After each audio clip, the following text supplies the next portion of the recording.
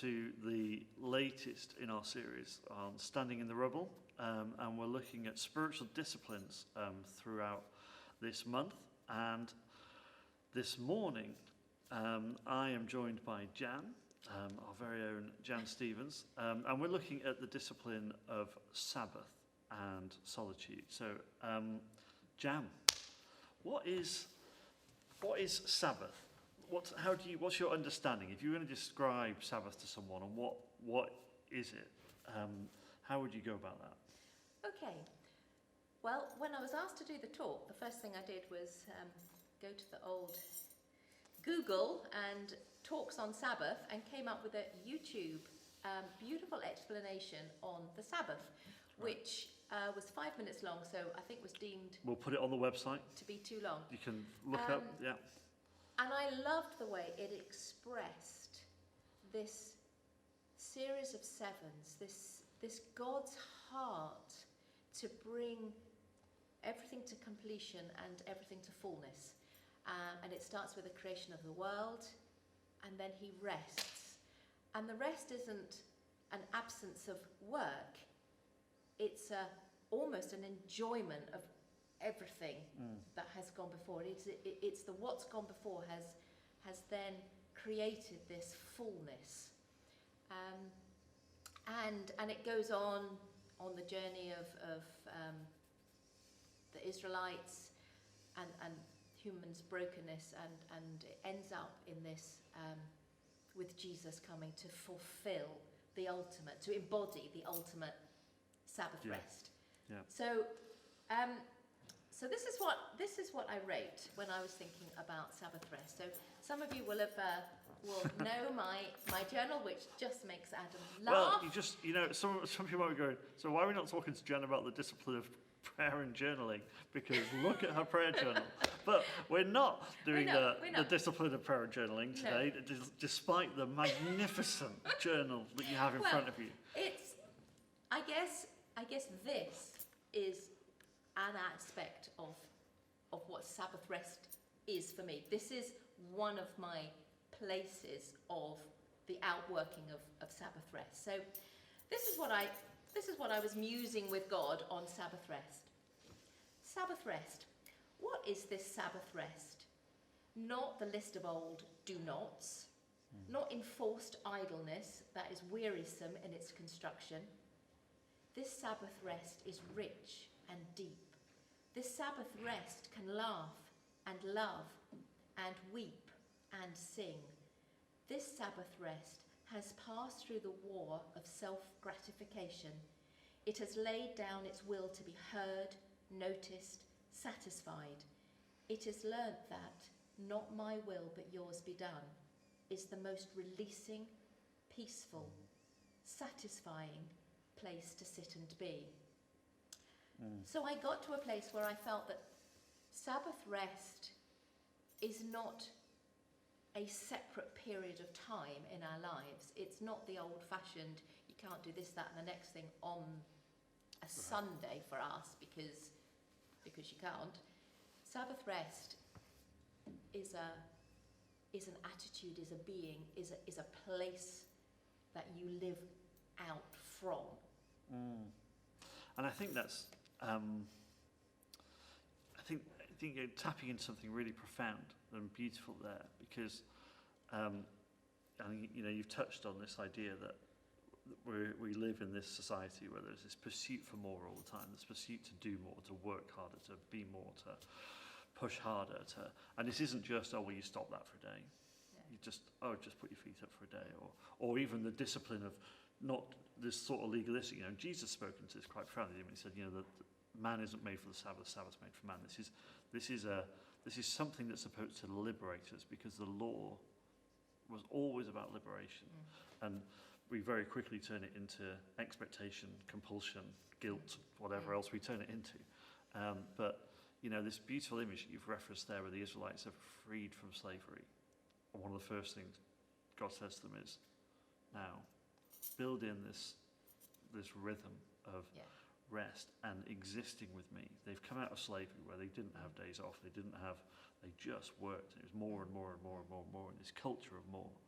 And then God says, okay, so one of the first things we're going to do to rehumanize you, to remind you that you are created to be in existence with me, is to take this regular time with me. And so it's not this expectation, it's almost, I would talk about this subversive movement. Like in this world that's telling us to pull in one direction, there's this subversive act of going, no, learn to exist with God. But you're taking it further than that.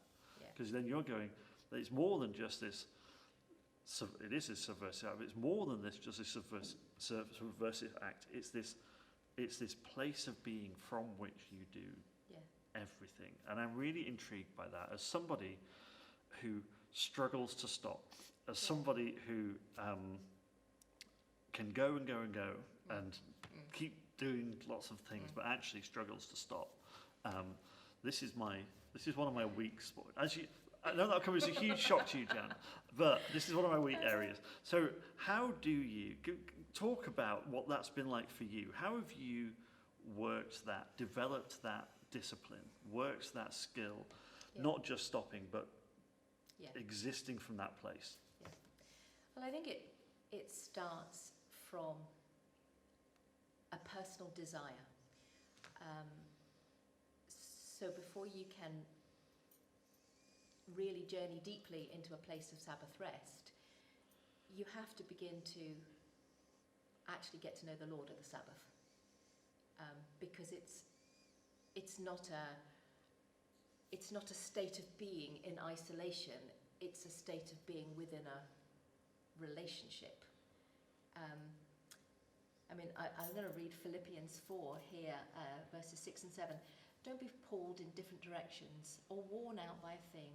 Be saturated in prayer throughout each day, offering your faithful requests before God with overflowing gratitude. Tell him every detail of your life.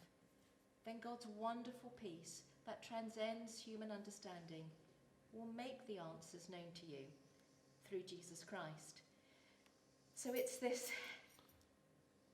whole journey of trying to be less and allow God to be more, which is the laying down of the striving. So when you used the word there, desire, it's about desire. And I want you to talk about that a little bit more, if you can. Because interestingly, I've done a few of these conversations about different disciplines. Haven't done them all yet. But that idea of desire has come up quite a lot. Joe Herbert talks about disciplines and fasting being a way that we learn to control our desire. And I think Carl Harding and prayer was talking about desire being, and how do we do that? So when you talk about this is an issue of desire, are you talking about, this is an issue of, well, how much do you desire to that presence with God? Or is it an issue of actually our desires being aligned with God? Or is it both of those? What are you talking about when you say this is an issue of desire? Yeah. I think it is both of those, but I think it starts with our choosing to put God first. I think that for me, I remember I've had many conversations with the lovely Sarah Horder, and we would often talk about mantras and what is your single focus? What is your single focus? And I remember a way back saying, I want to see the face of God, and many of you will have heard me talk at various times on that journey of pursuing the face of God, and how it started off quite naively, intentionally walking or gardening, or then it went into running and swimming, and it was a working out. Do you want to give us a bit more detail of that journey? Because you didn't just kind of go, well, today I'm going to try gardening, and then today I'm going to try running, and today I'm going to try swimming. Like what? Because I don't like gardening, but I could do running and swimming. Like. Okay, so the mantra was, I want to see the face of God. And I think when you actually say to God, you want something more of him, be careful what you wish for, because God's heart is to reveal more of himself to us. So he loves it when we get to the point we go, actually, I'm ready to see your face. I'm ready, whatever it takes, I want to see your face. And that journey it's not necessarily full of it's not necessarily an easy journey. It can be a very hard journey, but it is a journey of intimacy, and it is a journey that no matter what, there is a fullness and a depth that can only come through journeying that intentionally. So yes, I started to talk to God. So I started to sit and say to God, this is my heart. This is my heart. I find this is where I started this. I started this journal right at the beginning, my very first page. Magnificent journal. Yeah, well, it's I walk and you hold my hand. Sometimes you are ahead of me, urging me on, but mostly you are beside me. We can talk with ease. There is no need to shout. I love that you are next to me. And it was just that. I used to go for a walk, and I knew that I would get sidetracked and think about the dinner or whatever else. So I had this little thing where I would kind of pretend I was holding Jesus' hand. So that just focused me back. No, this is what this is about. This is what this is about. And I learned to walk more of the walking time intentionally in conversation with God, and less thinking about random other things. Right. And it grows. And it has grown from there. Which is magnificent. Absolutely magnificent. So how do you, though, because I understand what you're saying about Sabbath being this place where you live from. Yeah. But there is also something about this rhythm of work and rest and life, and then intentionally stopping, intentionally switching off your technology, or putting down your phone, or or absolutely, or stopping your work, or being with your family, whatever it might be. Yeah, and I think there are multitudinous ways of each individual finding the best way of doing that. I mean, for me, putting down technology, I'm afraid, is an utter joy. For you, it would be a nightmare. For me, more of a discipline for me than you, Jen. Well, absolutely. I mean, I've done silent fasts where I've just been silent for 24 hours, and that really increases your hearing. You suddenly you're very aware of your thoughts, which allows God to highlight some of the things that you're thinking that are actually unhelpful, and because suddenly they're really loud. So that's another way of hearing God. I've done many, because and the more you do, the more you want to do, because God's pervading you and changing you and refining you, and hopefully, we're all on a journey. Yeah. So, did you want to talk about that poem?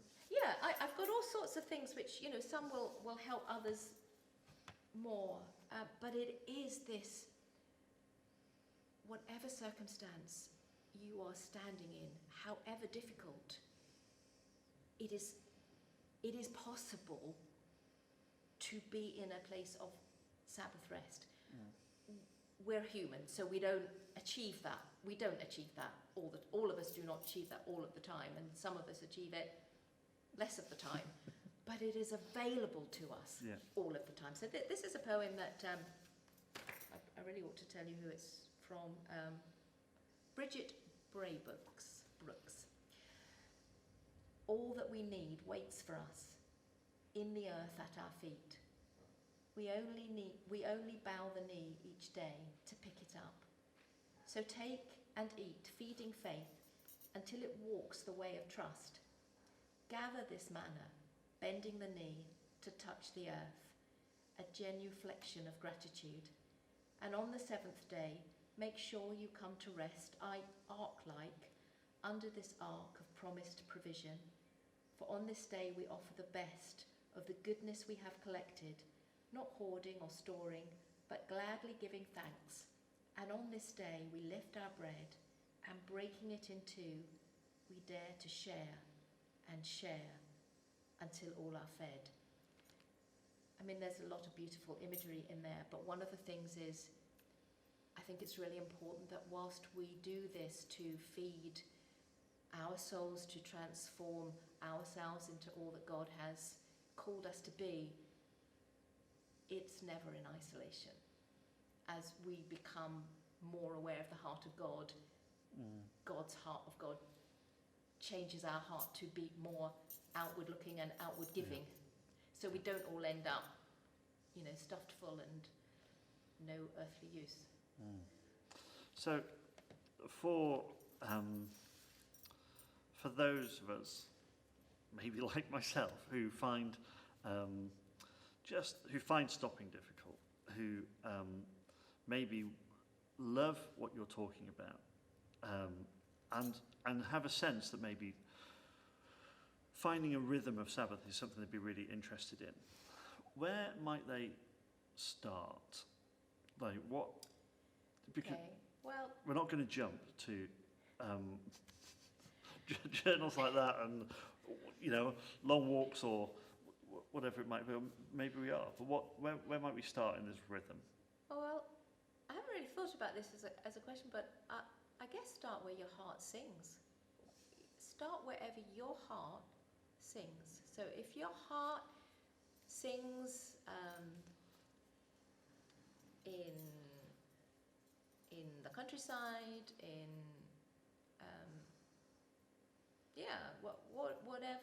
whatever helps your heart to sing, and if that's listening to particular songs, then that can be your platform. But to go into the Sabbath rest, you need to leave the platform into.